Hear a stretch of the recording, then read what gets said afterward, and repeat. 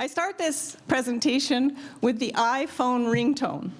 Dun, dun, dun, dun, dun, dun, and everybody reaches for their grabs for their purses and their pockets. So we'll pretend we heard that. The reason I do that is because I'm going to talk today about hidden defaults with respect to gender. So behavioral science has taught us we are strongly influenced by the way choices are presented to us. And the more uncertain we are, the more likely we go with the default choice. I recently read a book. It's entitled Invisible Woman, Exposing Data Bias in a World Designed for Men. Carolyn Criado-Pereza. Buy a copy. It blew me away.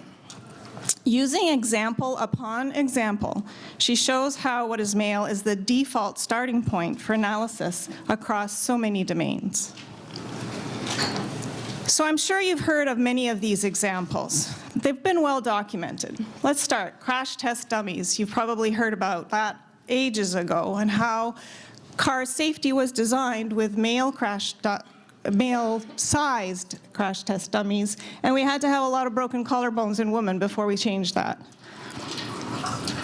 Another one that's drawn a lot of attention is the gender-based analysis done in the budget in Sweden. And surprising impacts across the board, including looking at how the snow plowing approach of the country was actually favoring cars, largely driven by men, to the detriment of women who were largely using the sidewalks. Again, missing work, slipping, and injuries at huge cost to the country. Some of the more recent examples are around technology.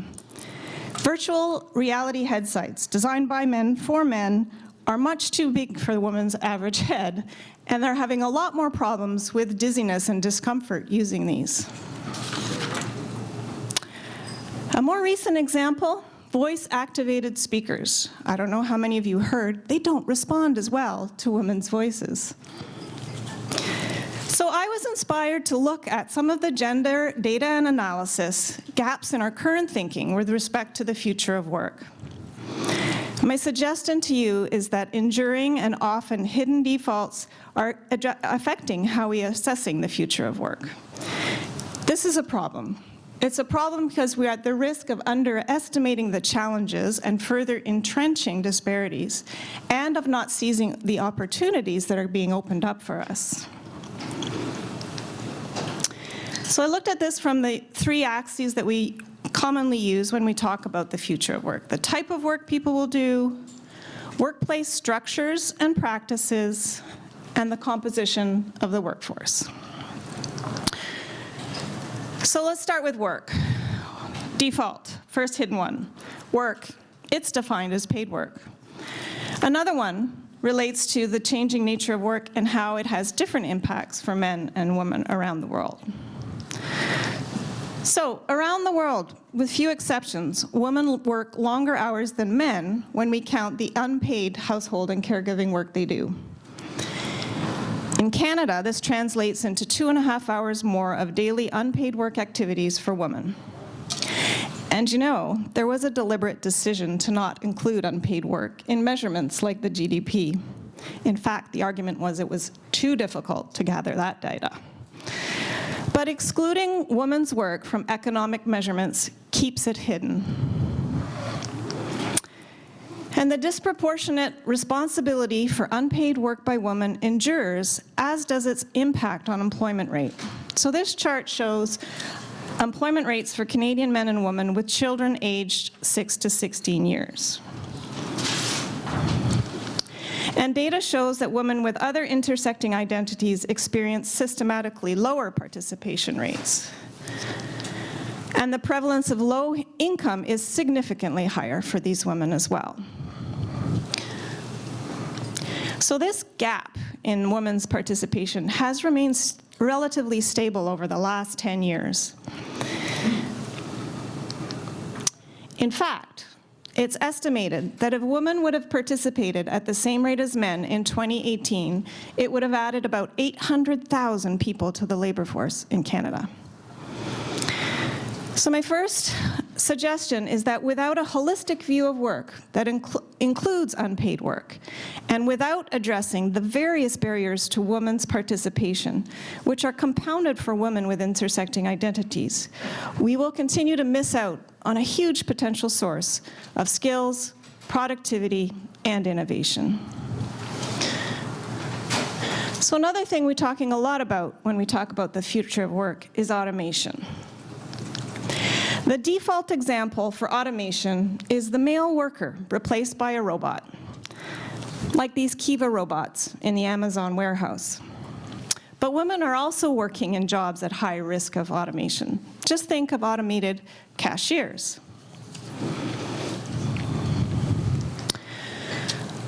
Women make up the majority of workers in many of the jobs at high risk of automation. These are just a few: cashiers, administrative assistants, retail salespersons. There's a concentration of women in the service-producing sector.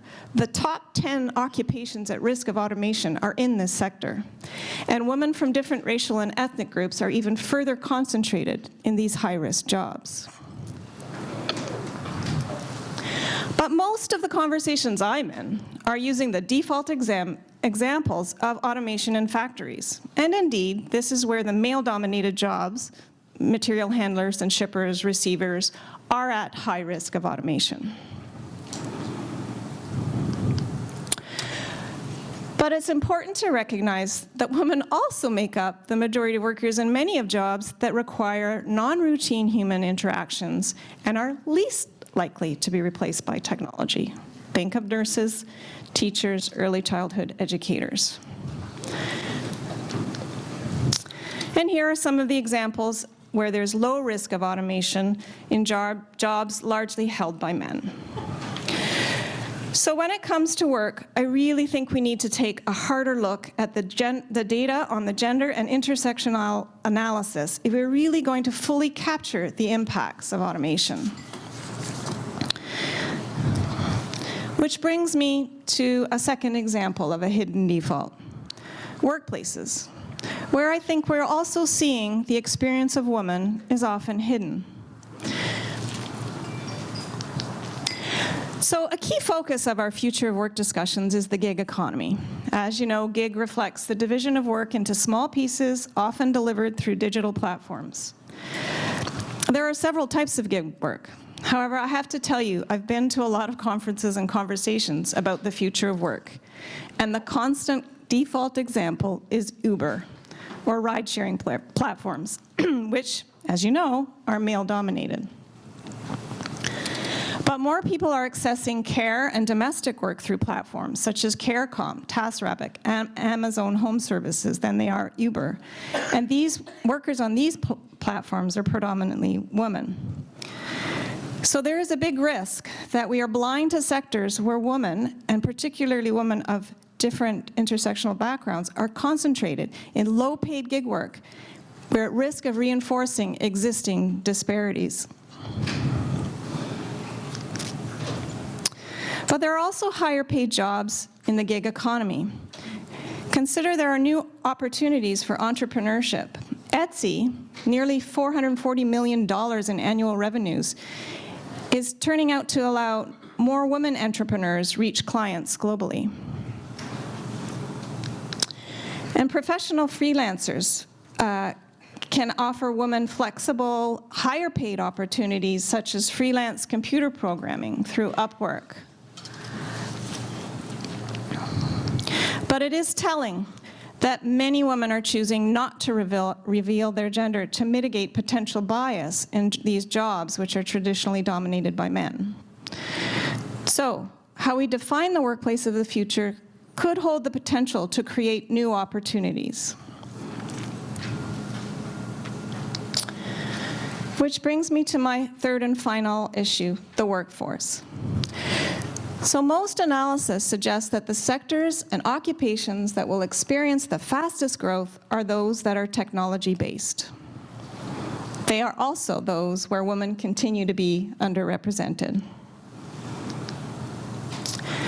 We really need to talk about this in our conversations about artificial intelligence. And take a look at the percentage of women in technology jobs in these iconic companies. I'm convinced that women's continued underrepresentation in the jobs where the technologies of the future are being designed will ultimately reduce women's voices in designing that future. So let's take a look at the graduation. Here's the share of graduates, mathematics, computer, and information sciences. It's worth noting in the federal government, women filled just 27% of all positions in computer science, and only 16% are younger than 40. That's thanks to research by Wendy.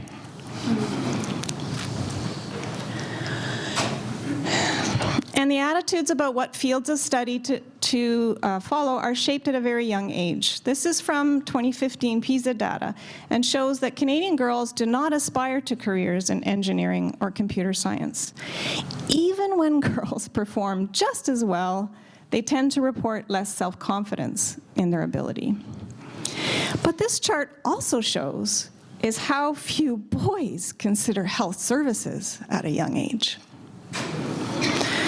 So we're already seeing the signs of a male-dominated technology sector. You've all heard about the unconscious bias in artificial intelligence. Getting more girls interested in computer science is not only about closing the gender wage gap, it's about ensuring that half the population takes part in shaping our future. But Wendy said to me, Rachel, it's not just about STEM and technology. And I completely agree with her. I'm equally struck by how little in our conversations on the future of work we talk about getting boys and young men into the health services or the occupations where there is a low risk of automation, high demand.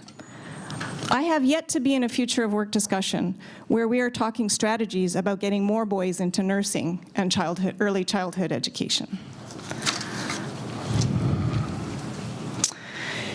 And I don't know about you, but I'm often told, but Rachel, you have to admit, it's better than it used to be when it comes to women in leadership. I think this is something that comes up in government circles because employment equity has meant that over 40% of deputy ministers are women. But when you look at women's representation in leadership positions in the corporate pipeline, it is low across all sectors. Women only represent 22% of C-suite positions in Canada. Only 10% of Canadian youth, aged 14 to 24, picture a woman when they think of a CEO.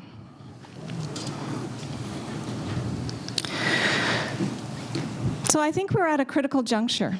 We are immersed in important social and economic discussions on the future of work. My aim with this very high-level short presentation is simply to underscore there are hidden defaults in our data, there's gaps in our data, there's gaps in our analysis when it comes to the future of work. But even for those who don't believe in this hidden defaults that I talk about, I am in enough conversations to know that economists and policymakers are generally agreeing that given aging demographics, slowing labor force growth, new skills required with rapid change, we need to ensure all Canadians are able to fully participate in this changing economy. In fact, it's estimated that tackling gender inequality in Canada could add as much as $420 billion to GDP by 2026.